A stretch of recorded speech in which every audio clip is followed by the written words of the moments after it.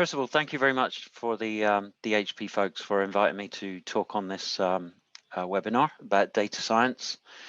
What I'm going to do is talk about the amount of data we've got in the world, what data scientists do with it, what the markets are, how a data scientist works, and then what NVIDIA's done to help accelerate their workflow and try and give them some time back during their day.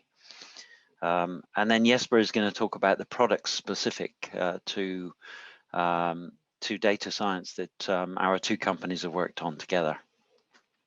So without more ado, let's dive in. Okay, so we're producing massive amounts of data.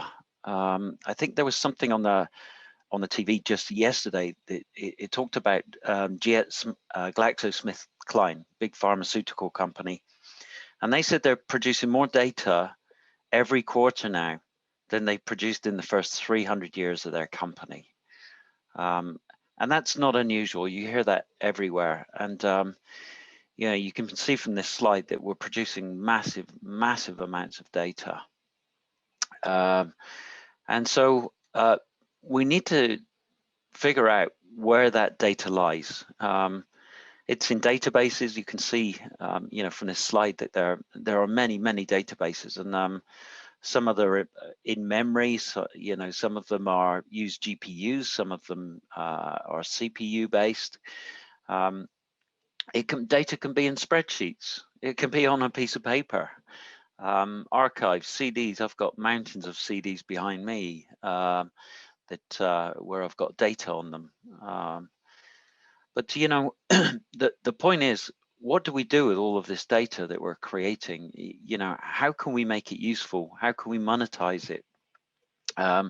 Particularly large enterprise like GlaxoSmithKline. Another anecdote is I was talking to the guys over at Jaguar Land Rover, and they've been collecting data off of company staff who are driving cars around for the last 5 years. And they said, well, we actually don't know what to do with this data. And yet they're building up, petabytes of data that they hope will be useful someday. And so, that's where that data science comes in. And if you look up Wikipedia, it says it's the extraction of insights and knowledge from any type of data. And, that can be for business purposes. It can be for research, technical advances, global warming, for humanity. I've got an example later where data science is being used specifically to take a look at the COVID-19 pandemic worldwide with Johns Hopkins University in the States. So what are the markets for data science? The easy thing to say is it's pretty much everywhere. Every single market these days is producing massive amounts of data, whether that's for consumer internet, financial services, telecom. Telecom's a really good example as we go into the 5G era where they're going to start providing a lot more services, the telecoms businesses, because 5G really opens up what they can do in terms of telecom and retail as well, manufacturing. I'll drill into some of these, but our estimate is that there are about 3 million data scientists at work in the world at any one time. So they're not a rare beast, but what's interesting about data science is it's the #1 oversubscribed university course for computer sciences in the US. So I've been saying to some of my friends' children, look, if you want to look at an industry that's really growing and you'll be guaranteed a job, become a data scientist, because this business is not going away.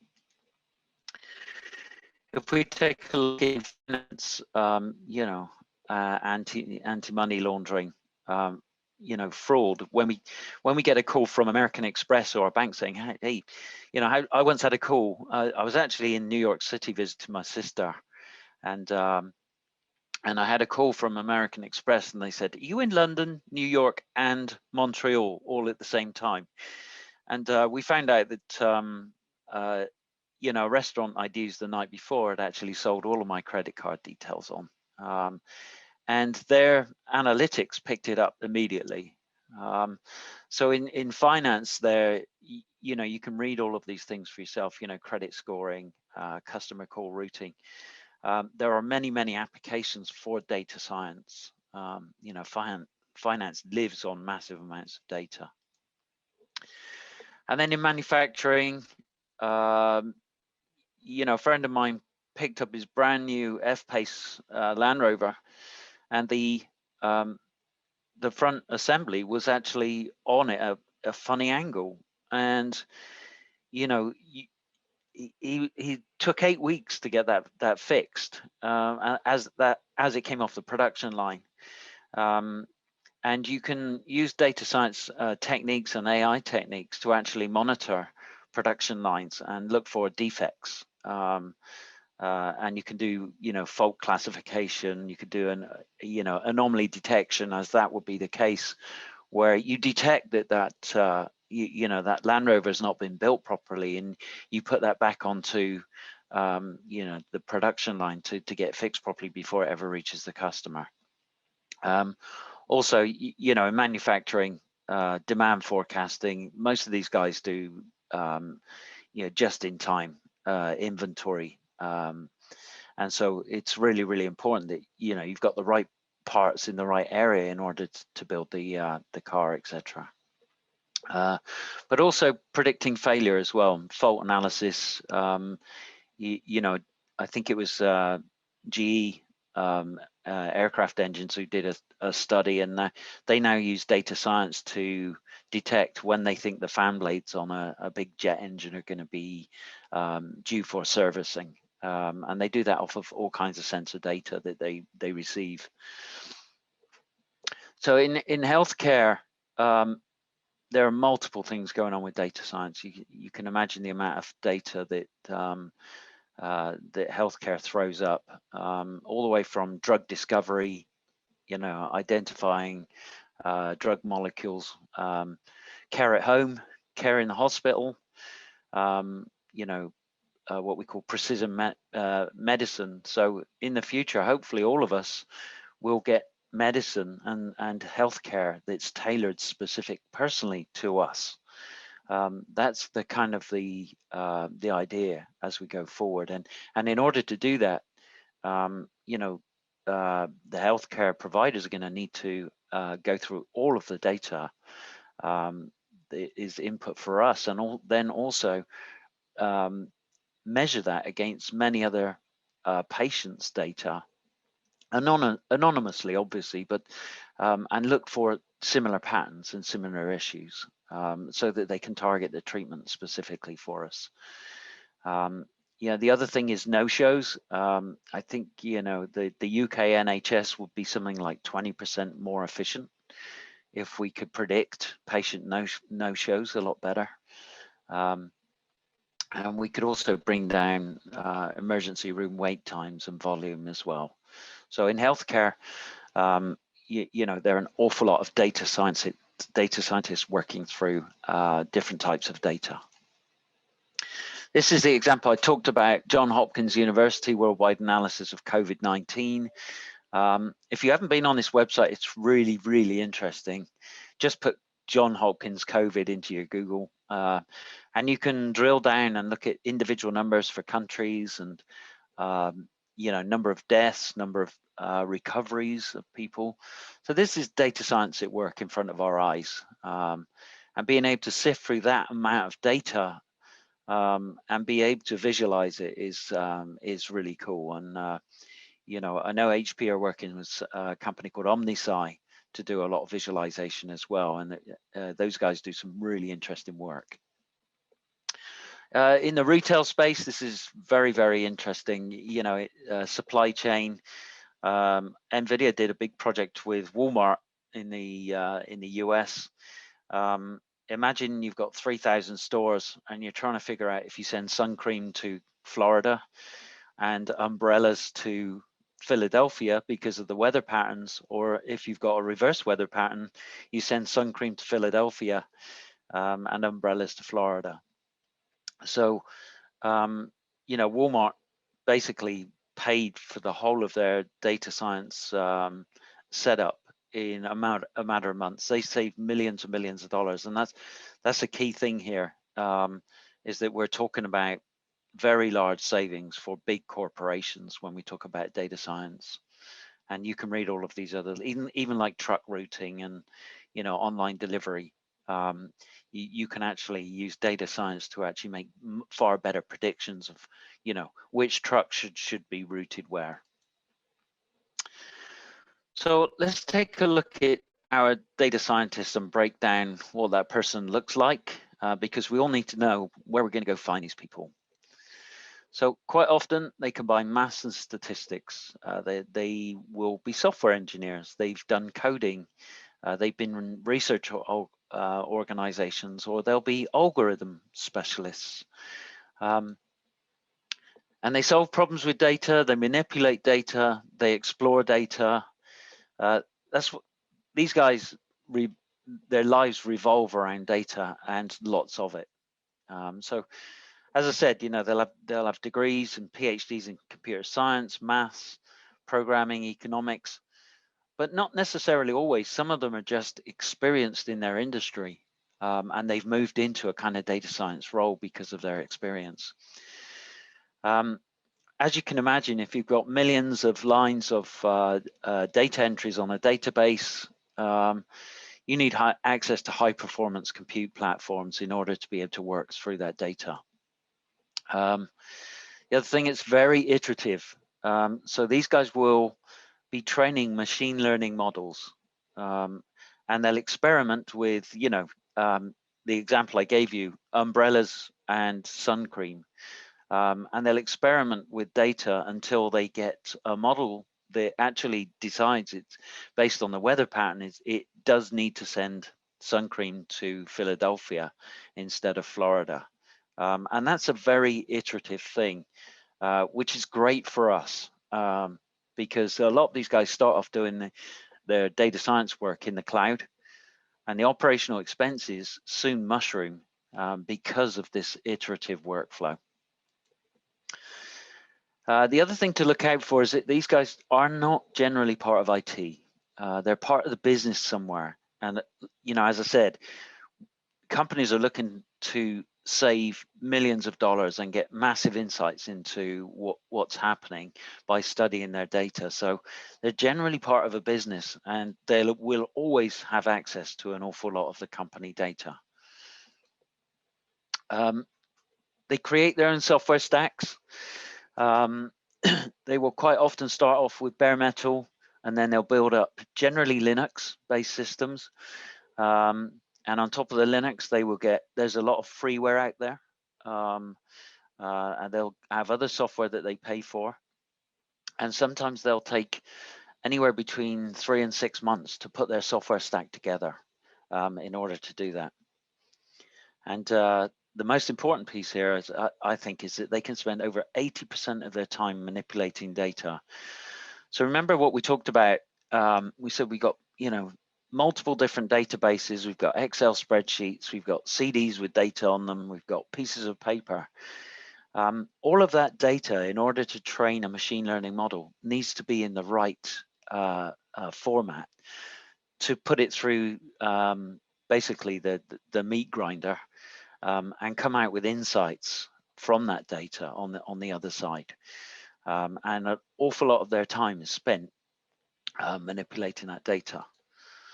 So NVIDIA took a look at this and said, okay, how are these people preparing? How are they doing their data prep? How are they doing their model training? And how are they doing their visualization? And we took a look at CPU-based data prep, model training, and visualization. And we realized that it's kind of a parallel process. And the NVIDIA GPU is a parallel processor. It has 5,000 cores in it. So if you program it up and come up with a library of modules for data science, we figured out that we could actually accelerate each one of these phases considerably.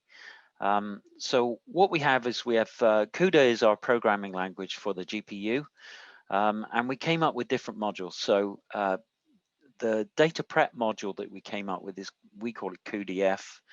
But the important piece, wouldn't expect anyone to remember this, but the important piece is that we found that we could speed up the data prep by 30x. That's not 30%, that's 30x. So the acceleration is profound. And if you think that 80% of my day as a data scientist is spent doing my data prep, and suddenly you speed it up that by 30 times, you've given me a considerable amount of my day back. And what I can do with that time that you've given me back is I can look for better insights. I can take a further in-depth view into my data. I can look for different outlying points. You know, if you're looking for drug analysis, instead of looking at, 5 perturbations of a new drug, you can look at 50 in that time. And that 50th one might be the drug that actually works to give us a vaccine for COVID. So the speed up is actually profound.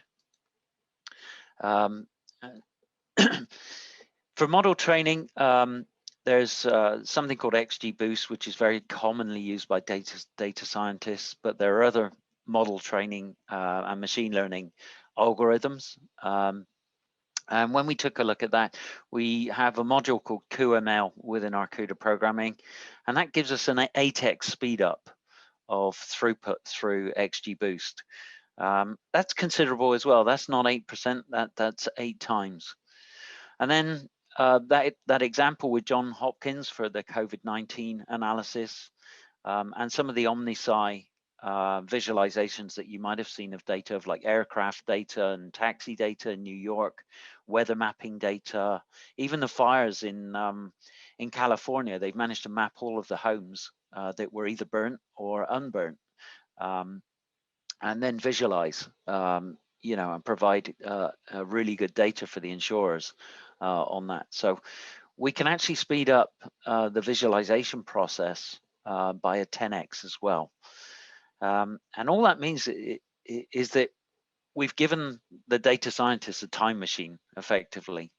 We've given them back over half of their day by enabling them with GPU-enabled modules like this. So Jesper is going to talk about this, so I'm not going to go into too much detail, but NVIDIA and HP have put together some systems with the software stacks that basically turn days into hours and hours into minutes for data scientists. And like I said, these are time machines for data scientists.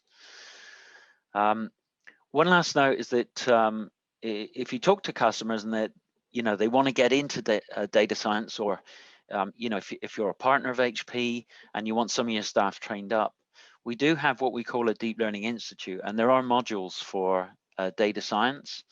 And we are going to provide some free tokens on a first come, first serve basis for people listening to this call, so that you can go take some of these modules and get educated. And they are really, really interesting, some of these modules. Some of them are free, but some of them we have tokens for, so that we can enable you guys. And hopefully that gives you good insight into how we're trying to accelerate the data scientist workflow.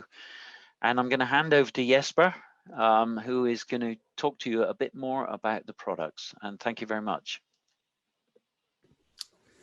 Thank you, Scott, and thanks for being available and share your knowledge and experience with us. Very interesting. So I'm just gonna share my slides with you. And I'm gonna shift to Danish now. Sorry about that, Scott.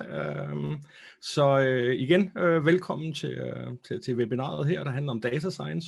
Jeg håber, I fik rigtig meget ud af Scotts pitch omkring, hvad er en data science, og hvad er det for nogle opgaver, data science sidder med, og hvad er det for nogle værktøjer og tools, som de har brug for. Lad os kaste os ud i det her. Der er dem, der siger, at data er det nye olie. Og hvad mener man egentlig med det? Jamen flere ting. Altså selvfølgelig kan man sige, at olie, det er stort set overalt. Det er data også. Olie skal raffineres, og data skal renses, før man kan bruge det. Stort set alle virksomheder ligger inde med meget store mængder af data, og dermed også skjult viden. Datamængden vokser fra dag til dag, og opgaven kan virke uoverskueligt at komme i gang med. Til gengæld ligger der meget, meget store gevinster og venter for de virksomheder, der formår at samle og strukturere og analysere de her data, så man pludselig bliver i stand til at træffe vidensbaserede beslutninger frem for måske mere mavefornemmelse. Og så kan man smile lidt af, at olien den skal hentes op fra undergrunden, hvor at det meste data har en tendens til enten at være i skyen eller stedet til hvile i samme. Scott var også lidt inde på det her med, at data scientists og behovet for samme, jamen det er egentlig i alle brancher. Om det er retail, som ønsker at bruge data til at planlægge og styre inventory og lagerbeholdning, og måske til at optimere leverancer, om det er produktudvikling til at få viden om, hvor tit et produkt skal vedligeholdes. Det kunne være en maskine, der skal smøres. Det kunne være finance, der ønsker at kigge ind i fraud detection, som Scott var inde på, porteføljeanalyse eller lignende. Det kunne også være en kommune, som ønsker at kigge ind i trafikmønstre eller forudsige børnetal for de næste 10 år i kommunen. Og hvor er det så, man går hen, når man gerne vil i gang med den her opgave? Og jeg tror, der er mange, der tænker, jamen, vi starter med Google. Og hvis man begynder at søge efter hardware på Google for data science, så er det faktisk svært ikke at trække på smilebåndet. Jeg testede det her i går aftes, og den er faktisk god nok. Hvis man søger på 5 best desktops for data science i 2020, så kommer der en HP Pavilion frem som top choice. Så kan man sige, hos HP burde vi være stolte af, det trods alt er en HP, der kommer frem, men det er nok ikke en Pavilion, jeg vil anbefale til data scientisten. Eller hvad med en Acer Aspire eller en Kindle Mini desktop. Kigger man på best laptops for data science, jamen, så kan man smile lidt af, at best result for everyone, det er en Apple MacBook Pro. Eller for den sags skyld en Dell XPS, som jo er en consumer-maskine og slet ikke er beregnet til professionel brug. Det jeg prøver at sige med det her, det er, at det er faktisk lidt svært at hente den her viden. Hvad skal man gøre? Hvor skal man gå hen? Hvad er det for noget, jeg skal bruge? En ting er hardware, men der er også software, man skal bruge til det her. Og nu er det selvfølgelig nærliggende at tænke, jamen nu kommer Jesper med en slide på en stor HP-kværn, der kan punktsvejse under vand. Det kan godt være, den kommer, men vi gemmer den lige et øjeblik. Lad os kigge ind i nogle use cases her. I det her eksempel, som er stillet op fra retail-branchen, jamen der er en district manager, som ønsker at kunne trække data for de enkelte butikker omkring purchase trends og kundemønstre i de enkelte butikker. Hun er ofte på forten og brug for at tage beslutninger omkring emner som marketingkampagner, personale deployment, etc. I dag har hun ikke adgang til de data, som ligger lokalt i de enkelte butikker. Og de enkelte butikker bliver den her data jo samlet ind ved hjælp af blandt andet en masse IoT-devices. Og regionalt kan der være store forskelle på de her kundemønstre og trends. Et andet sted i landet, jamen der sidder en data scientist, som gerne vil hjælpe den her district manager. Men dataene ligger lokalt i de enkelte butikker, og de ligger ustruktureret, det vil sige, det er forholdsvis store mængder af data, som ikke er modelleret eller struktureret på nogen som helst måde. Så man kan ikke rigtig trække brugbar information ud af dem i den form, de ligger. Der er også begrænset plads i de enkelte butikker i det lille rack, de har stående, og forbindelsen til skyen eller til virksomhedens MPLS-netværk, den er heller ikke lige god alle steder. Og så sidder IT-afdelingen med en KPI om, de skal standardisere og spare penge. Så det her med at udvide datacenter, om det er centraliseret, eller om det er decentraliseret ude i butikkerne, og opgradere virksomhedens forbindelser, det er ikke lige top choice for IT-afdelingen heller. I det her eksempel, og det er et hypotetisk eksempel, jeg har stillet op her, der kunne løsningen jo være at implementere den nye 1U Rack Workstation Z4R ude i de enkelte butikker, og lade data scientisten og andre for den sags skyld tilgå dem ved hjælp af C-Central Remote Boost. På den måde bliver data ude på kanten, og skal ikke transporteres i de her ustrukturerede rå mængder, hvor den fylder enormt meget. Så der er ikke behov for at putte den i skyen, eller trække den ind over firmaets netværk, og for at ende i noget centraliseret storage. Ingen behov for at udvide lokale forbindelser, og data scientisten kan tilgå, rense, analysere, modellere den her data, der hvor dataen er, altså ude på kanten. District manageren får visualiseret de nødvendige data, uden at behøve at rende rundt med en tung workstation, og kan træffe sine beslutninger baseret på data og facts, i stedet for hvad hun tror. Igen, det er en hypotetisk case, jeg har stillet op, men der er heldigvis også masser af andre cases fra den virkelige verden. Og nu bliver det lidt amerikansk, der indrømmer, at man tager nu for eksempel NASA, som bruger HP's Z8 workstations til at finde fejl i billeder, som deres Solar Dynamics Observatory. De tager simpelthen billeder af solen hver 1,3 sekund. Med mere end 18 petabyte af data. Så det er en forholdsvis tung opgave, men ved at basere det på HP's Z8 med RTX 8000 kort i, kan NASA faktisk analysere de her billeder, hold nu fast, hele 150 gange hurtigere, end de kunne på deres CPU-baserede server, som de havde tidligere. Man kan også sige det på en anden måde. En opgave, der vil tage mere end et år at beregne med rå CPU-power, jamen det kunne faktisk klares på under en uge med Z8 og RTX 8000 kort fra Nvidia. Et andet eksempel kunne være American Airlines, som også gik fra udregning baseret på CPU-server til en Z8 med RTX 8000 kort fra Nvidia. Og de nåede en 10 gange performance, hvilket resulterede i, at de opnåede bedre udnyttelse af deres fragtkapacitet og mindre brændstofforbrug som følge. Igen, det er ustruktureret data, som ligger ude på kanten, og ustruktureret data, det tæller alt lige fra billeder, video, lydfiler, social media posts, etc. Så det er alle mulige former for data, som ligger i alle mulige forskellige formater. Ustruktureret data i den verden, vi lever i dag, det tæller faktisk for næsten 90% af den data, der er derude, og det vokser med omkring 60% om året, den her ustrukturerede data. Så hvorfor er det virksomheden kigger i retning mod HP? Det gør de af flere årsager, og heldigvis for det. En af årsagerne er, at det kan være dyrt, tidskrævende og ofte meningsløst at flytte ustrukturerede data ud i skyen. Det er meget, meget store mængder, og til tider kan båndbredden faktisk heller ikke bære det. Lidt afhængig af, hvor man er henne og hvilke båndbredder man er til rådighed. HP kan levere regnekraften ude på kanten, altså on the edge, og HP kan levere sikkerheden lokalt på maskinen. Og så tager HP lige skridtet videre. Data science er jo ikke kun hardware. Så det vi gør. En data science maskine for HP er som udgangspunkt baseret på Ubuntu. Microsoft Windows er ikke i de fleste tilfælde ikke en optimal platform til data science. Styresystemet æder for meget og bliver for ineffektivt.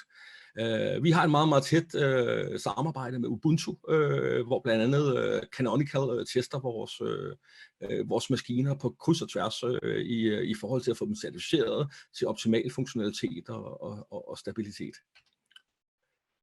Maskinerne kommer, og det er optional det her. Det er ikke sådan, hver gang du bestiller en Z8, jamen, så kommer det her preloaded. Det er en option, så bestiller man sådan en maskine hos HP og fortæller os, at den skal bruges til data science. Jamen så kommer den faktisk preloaded med en masse udviklingsværktøjer. For eksempel GRT, som er et system til versionskontrol. Visual Studio, som er source code editor, oprindeligt udviklet af Microsoft, men understøtter både Linux og Mac OS. Og det er sådan noget som debugging, syntax highlighting og den type ting. Og så er der PyCharm, som er et udviklingsmiljø, oprindeligt lavet af JetBrains til brug for udvikling i sproget Python, og frameworks som for eksempel Django. En lang række af software tools, deep learning og ML libraries som TensorFlow og PyTorch, programmeringssoftware som Python 2 og 3, data science libraries som CUML, som er en suite af GPU-accelereret machine learning algoritmer, containerization, visualization, og naturligvis fuld GPU-support herunder selvfølgelig CUDA og denne her Virtual Container Toolkit, som tillader GPU-brug i Docker. Så køber man ind på sådan en workstations fra HP til data science, jamen så lige ud af boksen, jamen så er den faktisk præinstalleret med nogle af de allervigtigste værktøjer, en data science kan bruge. Der er også fuld understøttelse for at integrere skyen på vores maskiner, og i softwaren, som er der command line support til blandt andet Microsoft Azure, eller det kunne også være Amazon, eller lignende. Og så igen tilbage til den her, jamen hardwaren er det ikke alene. Vi står stærkt i HP, fordi vi bygger verdens kraftigste workstation, og vi bygger verdens sikreste workstations. Men vi er også teamet op med nogle af de aller stærkeste partnere inden for det her.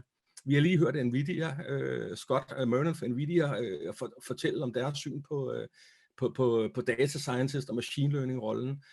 Intel er jeg sikker på, at I alle sammen kender. OmniSci, som Scott også nævnte kort, har vi et meget tæt samarbejde omkring det her med visualisering af data. Kinetica er egentlig, minder lidt om OmniSci, egentlig en udspringer af United States Army Intelligence and Security Command, som ønskede at tracke national security alerts i real time. Så HP er vi committed til at hjælpe vores kunder med at opnå deres mål. Vi tror på, at stærke partnerskaber er med til at sikre netop dette og sikre en seamless integration mellem hardware og software, som er så umådeligt vigtigt, når vi snakker data science og machine learning. Og så kommer vi til det. Ingen præsentation uden et par maskiner. Det er sådan, at når vi snakker machine learning og data science rollen, så er det er meget GPU-tungt. Det er også derfor Nvidia er med i dag til at fortælle lidt om det her. Og igen, det handler om, hvor store mængder af data, du skal analysere. Altså i bund og grund, som I kan se den sorte bjælke her i midten af det her skærmbillede, jamen så kan du se Z4'eren, som nu både findes i en EU-RAC-model og i en Tower-model, jamen der snakker vi 2 til 3 billion rows per millisekund. Og hvis du har brug for mere end det, altså op til 5 billion, altså milliarder rækker per millisekund, jamen så er vi oppe i Z8 med 2 RTX 8000 kort. Mængden af RAM på de her maskiner, det afgør lidt, hvor den her data, man har til rådighed, hvilken chance hakker man den op i. Jo større chance, jo mere RAM har du brug for, og selvfølgelig både på almindelig memory, men også på grafikkortene. Og CPU'erne, jamen det er primært, eller det er Xeon CPU'er, og det er i den højere ende med mange cores. Så det er forholdsvis dyre maskiner, vi snakker om her. Ønsker man at være mobil, jamen så har vi både Cibo Create, vi har Cibo Studio, og så har vi vores Fury. Fælles for de her modeller, det er, at de er væskekølet, de har vapor chamber teknologi, det er nogle meget kraftige maskiner med RTX 5000 kort med videre. De performer selvfølgelig ikke lige så meget som en desktop workstations, men man kommer rigtig langt med sådan en Fury 15 eller 17. Altså vi snakker omkring 1,5 million rækker i minuttet af data, sådan en kan tygge igennem. Når vi snakker data science, og vi snakker skærme, jamen så er det næsten altid 4K displays. Altså de her brugere ønsker at have så meget data repræsenteret på skærmen som overhovedet muligt af gangen. Og det er også derfor, at vi egentlig tager udgangspunkt i, at en Z32, det er en glimrende student monitor. Jeg tror, der er rigtig mange kontorbrugere, der gerne vil have sådan en. Og begynder du at arbejde rigtig professionelt med det, jamen så er det typisk dual skærm setup, for eksempel to 4K 27 tommer, eller vores Z38 Curved, hvor du kan have rigtig mange kolonner repræsenteret på skærmen af gangen. Sidste slide, jeg har taget med i dag, jamen det er egentlig bare for at pitche, at det her noget, man enten selv er kunde og er interesseret i, og lidt sådan, vi vil godt tænke os at prøve det her, men det er en meget dyr maskine, man skal ud og investere i, jamen så er det faktisk muligt at få sådan en form for try and buy på det her. Det kræver selvfølgelig en business justification, så hvis man har LAN night her i weekenden, så sender dispatcher ikke lige en Z8 ud til det. Det kræver en business justification, men har man den rigtige sag, tag fat i mig, og så får vi fikset sådan en stor Z8 med 2 RTX 8000 kort i, så man kan komme i gang og se, hvor meget data man egentlig kan få knust, og den værdi, man kan få ud af det.